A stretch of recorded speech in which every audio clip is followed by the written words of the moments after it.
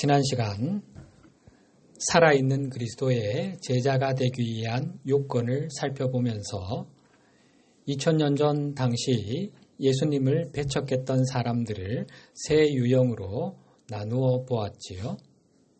첫 번째로 예수님이 제시하시는 삶의 방식이 대다수 사람이 정상이라 여기는 일상적인 삶의 방식과는 너무나 다른 것에 위협을 느끼는 사람들이 있었지요. 두 번째로 예수님의 가르침이 정통 유대교의 교리를 훨씬 뛰어넘는다는 사실에 위협을 느끼는 사람들이 있었습니다. 세 번째로 예수님께서 전하시는 진보적 계시, 곧 새로운 영적 가르침이 자신들의 특권적 지위와 대중에 대한 통제력을 위협한다고 느끼는 사람들이 있었습니다. 살아있는 그리스도의 제자가 되기 위한 전제 조건은 이 세 가지 유형 중 어디에도 속하지 않아야 한다는 것이었습니다. 이러한 조건은 지금도 여전히 유효하다고 했지요. 그 말은 지금도 이런 유형의 사람들이 있다는 말이지요. 그런데 오늘날 대다수 기독교인은 자신이 예수님을 배척한 이 세 유형의 사람들 중 어디에도 속하지 않을 거라고 생각하는 것 같습니다. 자신이 2000년 전에 살았더라면 예수님이 살아있는 그리스도이심을 즉시 알아봤을 거라고 생각하는 거지요. 그러나 주님은 거의 대부분의 기독교인이 위에서 언급한 세 유형에 속한다고 말씀하십니다. 기독교인들에게는 충격적이겠죠. 많은 사람이 자신들의 삶의 방식을 바꾸기를 거부하지요. 대다수 기독교인은 살아있는 그리스도가 자신들의 교리에 도전한다는 이유로 예수님을 배척할 것입니다. 자신들의 권위와 기득권을 위협한다는 이유로 예수님을 박해하려는 눈먼 지도자들도 있다는 겁니다. 지난주에 언급한 것처럼 오늘날 살아있는 그리스도가 교회로 들어간다면 그곳의 모든 것을 인정해 줄 거라 생각하는 사람들이 많은 것 같습니다. 그러나 이것은 심각한 오류라고 할 수 있습니다. 그들은 영적인 실명 상태에 빠져 있다고 할 수 있는데 이렇게 된 데에는 두 가지 요인이 있습니다. 하나는 영적인 자만으로 제 눈안에 들보를 볼 필요성을 전혀 느끼지 못하는 것입니다. 내 구원은 이미 확보되었으니 내 이름이 이미 하나님의 생명책에 기록되어 있으니 굳이 그런 걸 할 필요가 없다고 생각하는 거지요. 다른 하나는 그리스도의 사명에 대한 오해입니다. 그리스도의 임무, 곧 예수 그리스도께서 성육신하신 이유는 사람들의 믿음, 기존의 신념을 확인해 주는 것이 아니었습니다. 그리스도의 사명은 우리로 하여금 인간이 만든 모든 믿음과 신념 체계 너머로 나아가게 함으로써 삶의 영적인 측면에 대한 이해를 확장하도록 돕는 것이었습니다. 이를 위해 기존의 종교, 교리, 가치관, 세계관에 도전할 수 있게 도와주는 것이 그리스도의 주된 임무였습니다. 따라서 살아있는 그리스도는 언제나 그 시대의 기득권 종교에 도전합니다. 설령 그 종교가 당신의 삶과 가르침을 따른다는 기독교라 하더라도 말이지요. 현재의 상황에 도전하는 것이 그리스도의식의 본질이며 예수 그리스도께서는 이 그리스도의식의 표상이기 때문입니다. 자신이 신봉하는 종교에 기꺼이 도전하려 하지 않는다면 그것은 우리가 살아있는 그리스도를 따르는 것이 아니라 죽은 그리스도를 붙들고 있음을 증명하는 것뿐입니다. 그렇게 함으로써 우리는 죽은 그리스도 우상을 창조하고 그것을 무오류의 교리로 둔갑시킨 눈먼 지도자들의 추종자가 되는 것입니다. 많은 기독교인이 2000년 전에 살았더라면 예수가 그리스도이심을 곧바로 알아보고 그분을 따랐을 것이라고 생각한다는 점을 다시 한번 숙고해 볼 필요가 있습니다. 과연 그럴까요? 당시에는 오늘날과 같은 교회나 어떤 조직이 없었지요. 예수님을 특별한 위상을 지닌 영적 지도자로 확인해 줄 어떤 외적인 기관도 없었습니다. 그러한 상황에서 초라한 행색의 떠돌이 노숙자가 하나님이 보내신 메시아이심을 어떻게 알아본다는 말입니까? 자신들이 품고 있는 그리스도 이미지와는 너무나 다른 그분이 살아있는 그리스도이심을 어떻게 단숨에 알아본다는 말입니까? 진리를 알아보기 위해서는 모든 외적인 표식을 넘어서서 자기 내면에서 가슴 속에서 진리를 찾아야만 합니다. 예수가 하나님이 보내신 살아있는 그리스도이심을 알아볼 수 있는 방법은 모든 외적인 교리, 율법, 문자를 넘어서서 자기 내면에서 들려오는 소리에 귀를 기울여 확인하는 방법밖에는 없습니다. 우리가 의지할 수 있는 내면의 소리는 바로 그리스도 자아의 음성입니다. 승천하신 예수 그리스도께서 모든 사람에게 보내주신 선물이지요. 보혜사 성령이라고도 하지요. 이 그리스도 자아의 가르침은 직관이라는 내면의 음성을 통해 들려옵니다. 물론 우리 안에서 들려오는 소리 중에는 거짓 교사의 것들도 있지요. 내면의 거짓 교사인 에고와 외부의 거짓 교사인 어둠의 세력들의 은밀한 속삭임, 우리를 실족하게 하려는 거짓말들, 마치 자신이 예수님인 양, 자신의 목소리가 성령님의 소리인 양, 가장해서 우리를 넘어뜨리게 하려는,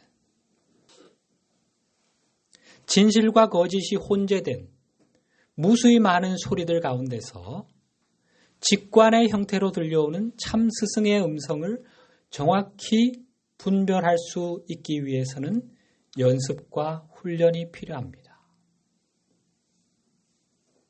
우리에게 다가오시는 살아있는 그리스도를 알아볼 수 있는 방법, 그리고 우리의 의식 수준에 보조를 맞춰 계속해서 업데이트되는 진보적 계시의 진위를 알아볼 수 있는 방법은 이것밖에 없습니다.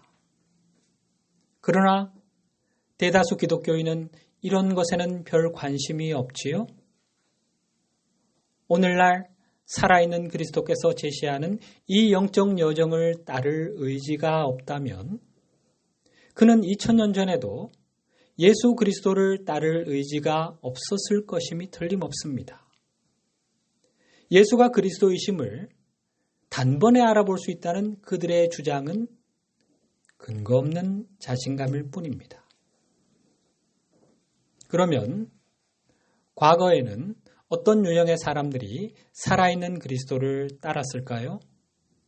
또 오늘날에는 어떤 유형의 사람들이 살아있는 그리스도를 알아보고 따를까요? 성경을 읽어보면 한 가지 사실은 분명합니다. 외식하는 자, 곧 위선자는 아니라는 겁니다. 마태복음 6장 1절 2절을 보십시다. 사람에게 보이려고 그들 앞에서 너희 의를 행하지 않도록 주의하라. 그리하지 아니하면 하늘에 계신 너희 아버지께 상을 받지 못하느니라. 그러므로 구제할 때 외식하는 자가 사람에게서 영광을 받으려고 회당과 거리에서 하는 것 같이 너희 앞에 나팔을 불지 말라. 진실로 너희에게 이르노니 그들은 자기 상을 이미 받았느니라. 외식이 뭐지요? 겉만 보기 좋게 꾸며서 드러내는 것. 겉으로만 의로운 채 하는 것이 외식, 위선이지요. 예수님께서 왜 그토록 자주 서기관들과 바리새인들을 향해 위선자라고 질타하셨을까요? 그들은 유대교의 교리와 율법을 지킴으로써 하나님 나라에 들어갈 수 있다고 믿었습니다. 교리와 율법을 지키는 것은 외적인 행위지요. 겉을 보기 좋게 꾸미는 것으로 내면의 변화와는 무관한 것입니다. 그런데 예수님은 하나님 나라가 우리 안에 있다고 말씀하셨지요. 이 말씀은 내면의 변화, 곧 의식의 변화를 통해서만 하나님 나라를 찾을 수 있고 그 나라에 들어갈 수 있다는 뜻입니다. 서기관들과 바리새인들이 추구했던 외면의 행위로는 결코 하나님 나라에 들어갈 수 없다는 말입니다. 그러나 그들은 자기 마음, 가슴, 의식, 내면을 변화시키지 않은 채 외적인 규례를 준수하기만 하면 자신들 하늘나라에 들여보내 주셔야 한다고 하나님께 당당하게 요구할 수 있다고 생각했습니다. 하나님을 향해 내가 이렇게 완벽히 당신의 율례와 법도를 지켰으니 당신은 나를 당신의 나라에 들여보내 주셔야 합니다. 내가 구원의 요건을 충족했으니 당신은 나를 거부할 권리가 없습니다. 이러는 거지요. 그들이 그토록 목이 뻣뻣했던 이유를 아시겠지요? 그러나 그들은 핵심을 정확히 비껴갔지요. 정작 중요한 내면의 변화, 천국문을 열 수 있는 유일한 열쇠인 의식의 변화는 제쳐두고 맞지 않는 열쇠를 붙들고는 그것에 집착한 거지요. 아무리 그것으로 열려 해본들 꿈쩍도 하지 않지요. 정작 중요한 그들의 내면의 상태는 어떠했지요? 마태복음 23장 27절 28절 화 있을진저 외식하는 서기관들과 바리새인들이여 회칠한 무덤 같으니 겉으로는 아름답게 보이나 그 안에는 죽은 사람의 뼈와 모든 더러운 것이 가득하도다. 이와 같이 너희도 겉으로는 사람에게 옳게 보이되 안으로는 외식과 불법이 가득하도다. 그리스도의 제자라면 먼저 겉이 아닌 안을 살펴볼 수 있어야 합니다. 무엇보다도 제 눈에 들 보를 먼저 볼 수 있어야 하는 것입니다.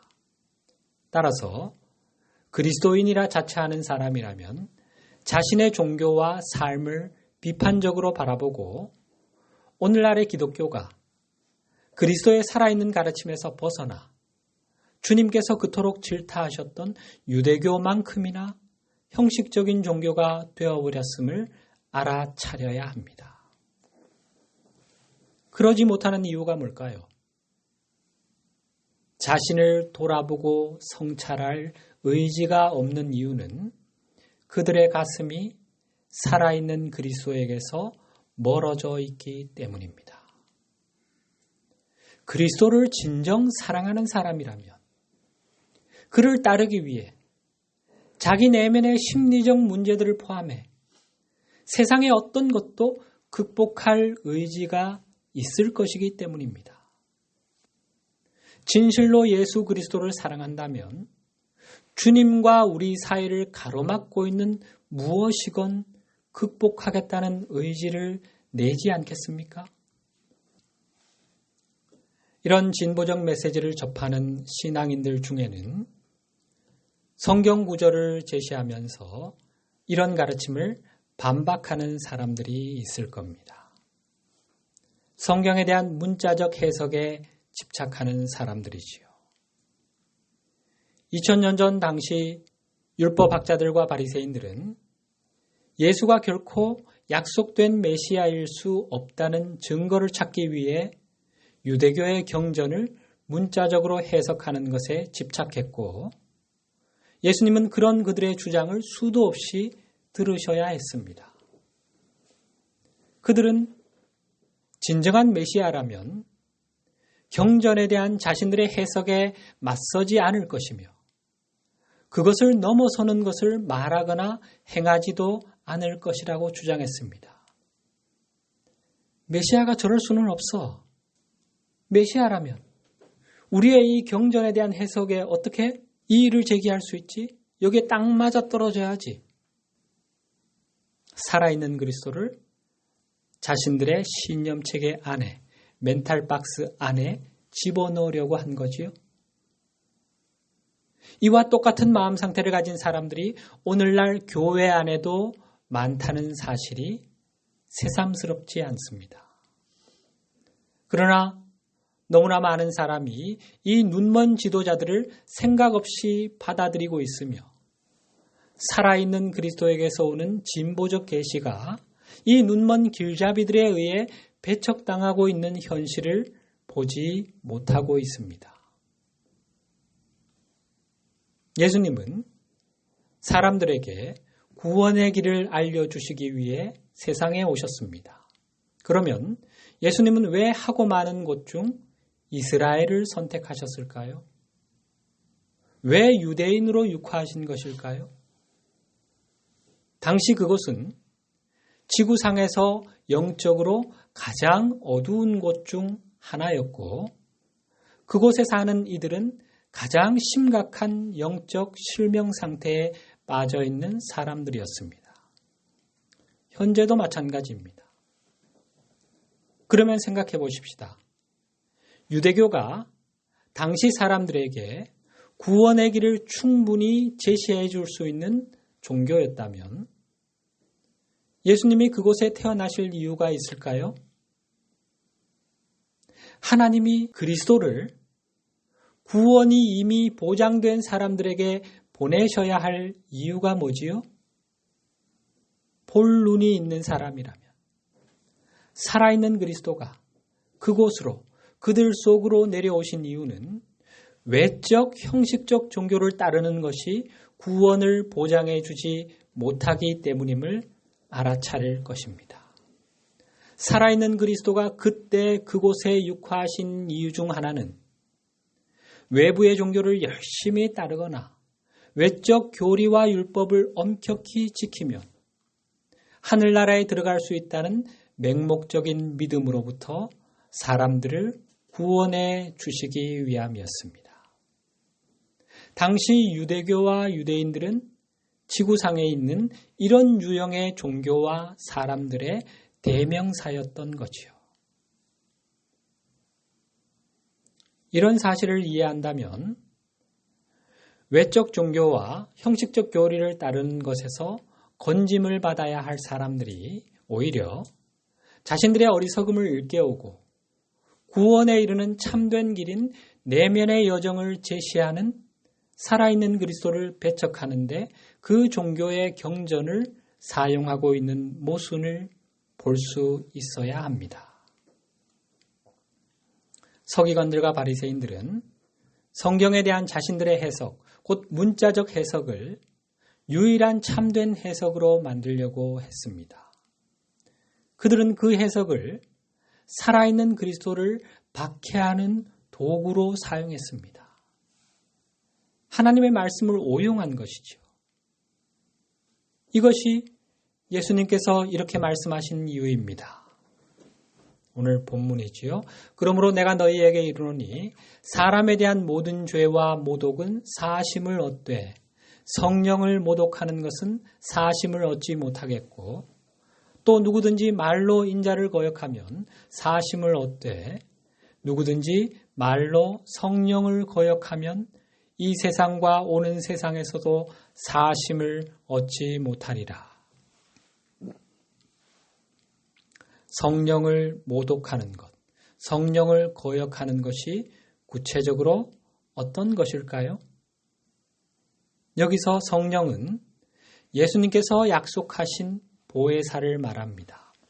아래 요한복음 15장 26절 내가 아버지께로부터 너희에게 보낼 보혜사 곧 아버지께로부터 나오시는 진리의 성령이 오실 때에 그가 나를 증언하실 것이요. 승천하신 예수 그리스도께서 당신 영의 일부를 떼내어 우리 안에 보내주신 존재, 그리스도의 살과 피로 상징되는 이 보혜사가 여기서 말하는 성령입니다. 이 보혜사 성령이 바로 위에서 언급한 그리스도 자아지요. 그리스도 자아는 살아있는 그리스도의 말씀이 우리에게 전해지는 통로이기도 합니다. 내면의 교사 또는 내면의 협조자라고 불리는 그리스도 자아, 이 보혜사 성령을 통해 우리는 외부의 교사인 살아있는 그리스도의 말씀을 받을 수 있습니다. 아버지께서 내 이름으로 보내실 성령, 그가 너희에게 모든 것을 가르치고 내가 너희에게 말한 모든 것을 생각나게 하리라. 내면의 협조자인 성령의 이러한 역사를 통해 우리는 낡은 멘탈박스 너머로 올라가 그리스도 의식을 입을 수 있게 됩니다. 따라서 성령을 통해 들려오는 이 내면의 음성을 거부하고 외부의 경전을 사용해 살아있는 말씀을 무효로 만드는 것이 성령을 거역하고 모독하는 것입니다. 정리를 하자면 성령을 거역한다는 것은 사람이 만든 해석, 곧 성경에 대한 문자적 해석을 사용해 그리스도 자아, 성령을 통해 전해지는 살아있는 그리스도의 살아있는 말씀을 배척하는 것입니다. 따라서 과거의 경전에 집착해 그것을 도구 삼아 성령을 통해 전해지는 진보적 계시를 배척하는 것은 모두 성령을 모독하고 거역하는 것입니다. 이것은 2000년 전 서기관들과 바리새인들이 했던 일이며 지금도 일요일마다 수많은 설교자에 의해 수많은 교회에서 행해지고 있는 일입니다. 여기서 말하려는 것의 핵심은 이것입니다.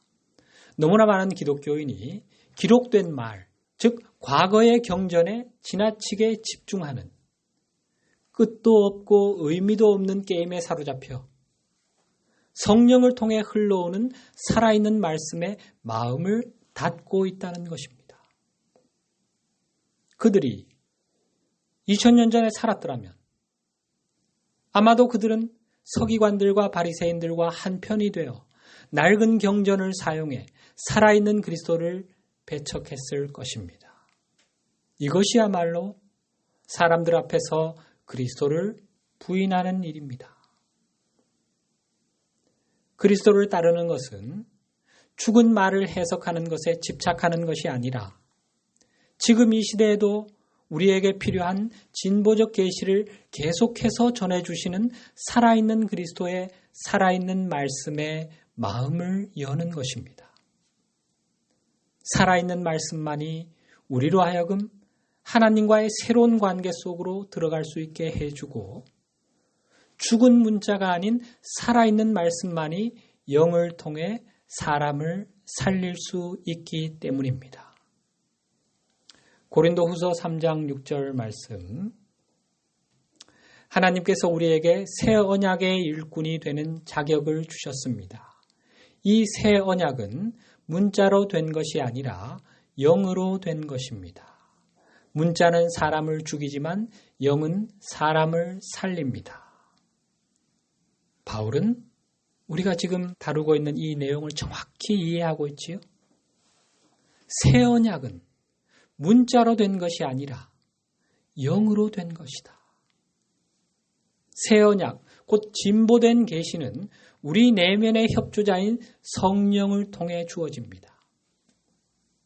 문자는 사람을 죽이지만 영은 사람을 살립니다. 문자, 곧 어제의 경전과 그에 대한 문자적 해석에 집착한다면 그것은 사람을 죽이는 도구가 될 뿐이지만 영, 곧 성령을 통해 주어지는 살아있는 말씀은 사람을 살리는 것입니다.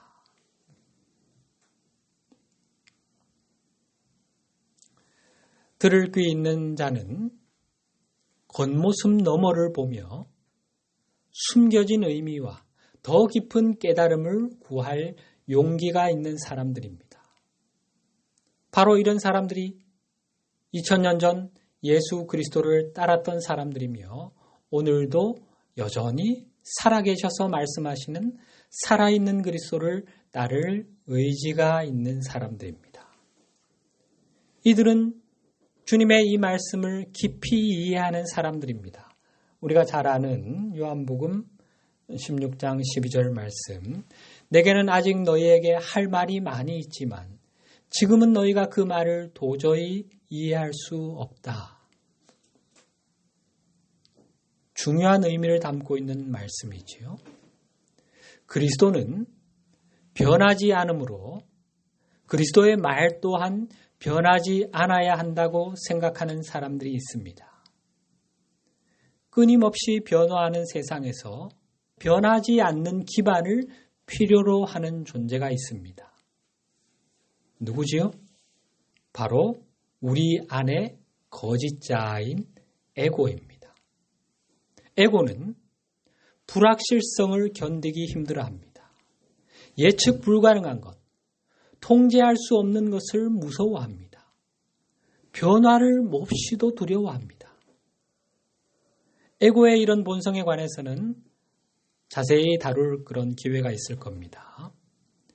그리스도의 말은 변할 수 없으므로 2000년 전 주어진 그리스도의 말씀에 어떤 새로운 것도 더해져서는 안 된다고 주장하는 사람들이 있습니다.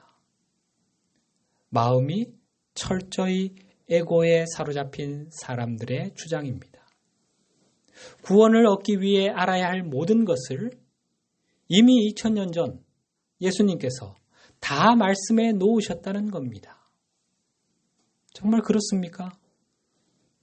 그렇다면 지난 2000년간 왜 우리는 구원을 얻지 못했지요? 왜 지구별은 이런 상태입니까? 그들은 예수님이 신의 유일한 아들이기에 그분이 하신 말씀은 완전하며 완전한 것은 결코 변할 수 없다는 논리를 내세웁니다. 이 주님의 말씀처럼 2000년 전 예수님이 주신 가르침은 궁극적이고 절대적인 무오류의 진리가 아니었습니다. 그 가르침은 그것을 받는 사람들의 의식 수준, 그들의 눈높이에 정교하게 맞춰서 주어진 것이었습니다. 유치원생에게 필요한 유치원 수준의 가르침을 주신 거죠. 당시 사람들의 의식은 너무 낮은 상태에 있었기 때문에 예수님이 더 높은 수준의 가르침을 주실 수가 없었습니다. 사실 에고의 주장처럼 가장 높은 수준의 가르침, 궁극의 진리, 불변의 진리란 존재하지 않습니다. 창조주 하나님은 끊임없이 당신 자신을 초월해 가시는 분이라고 했지요. 그와 함께 진리도 계속해서 갱신되어 가고 있다고 할 수 있습니다. 영적 세계는 고정된 것이 없습니다. 모든 것이 성령의 흐름, 곧 생명의 강과 함께 끊임없이 흘러가고 있습니다. 주님의 이 말씀은 살아있는 그리스도가 전해주실 진보적 계시가 아직도 많이 남아있음을 알 수 있도록 들을 귀 있는 사람들을 위해 주신 말씀이었습니다. 따라서 우리는 기록된 말씀, 곧 성경을 이해하는 것에 머물러서는 안 됩니다. 어제의 말에 머물러서도 안 되며 성령을 통해 주어지는 점진적인 계시의 마음을 활짝 열어놓아야 합니다. 개인적인 차원에서는 물론이며 인류 전체의 차원에서도 사람들의 의식이 성장함에 따라 더 높은 수준의 영적 가르침을 계속해서 전해주려는 것이 예수님의 뜻입니다. 살아있는 그리스도에게는 우리가 의식의 계단을 한 단계씩 오를 때마다 더 높이 올라설 수 있게 해주는 영적 가르침이 언제나 있습니다. 그러면 진일보한 의식에 맞는 새로운 영적 가르침을 구체적으로 어떤 방식으로 주신다는 말씀입니까? 이미 앞에서 살펴보았지요. 요한복음 14장 16절에서 17절 그리고 25절 26절 내가 아버지께 구하겠다. 그러면 아버지께서 다른 보혜사를 너희에게 보내셔서 영원히 너희와 함께 있게 하실 것이다. 그분은 진리의 영이시다. 세상은 그분을 보지도 못하고 알지도 못하므로 그분을 맞아들일 수 없다. 그러나 너희는 그분을 안다. 그것은 그분이 너희와 함께 계시고 또 너희 안에 계시기 때문이다. 내가 너희와 함께 있는 동안에 나는 너희에게 말하였다. 그러나 보혜사 곧 아버지께서 내 이름으로 보내실 성령께서 너희에게 모든 것을 가르쳐 주시고 또 내가 너희에게 말한 모든 것을 생각나게 하실 것이다. 성령 곧 그리스도 자아를 통해 살아있는 말씀을 전하는 전통을 계속해서 이어가는 것이 예수님이 품으셨던 계획이었습니다. 주님은 당신의 가르침을 삶으로 구현함으로써 자신을 성령을 위한 열린 문으로 만드는 사람들을 통해 이 일을 하려고 계획하셨습니다. 예수 그리스도의 삶과 가르침을 따른다는 기독교는 교리에 사로잡힌 경직된 종교가 되었기에 주님의 이 뜻을 담을 수 있는 그릇이 될 수 없었습니다.